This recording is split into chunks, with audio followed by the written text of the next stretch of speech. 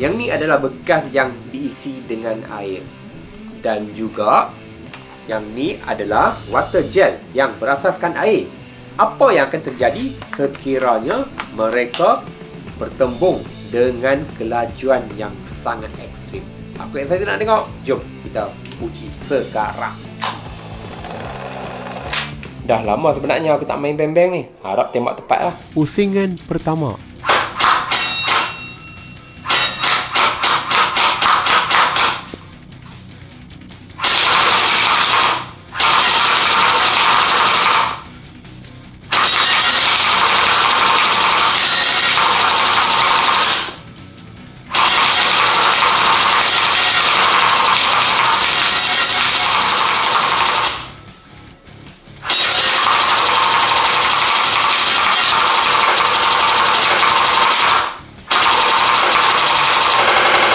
Pusingan kedua.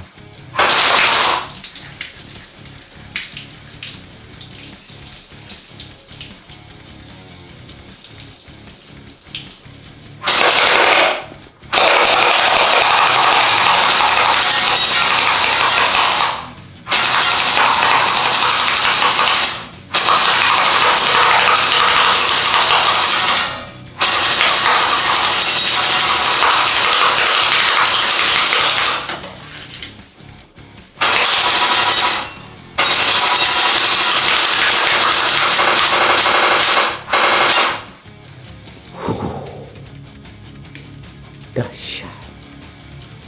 Tengok penutup terpawai ni, tapi tepi dia ni nampak tak?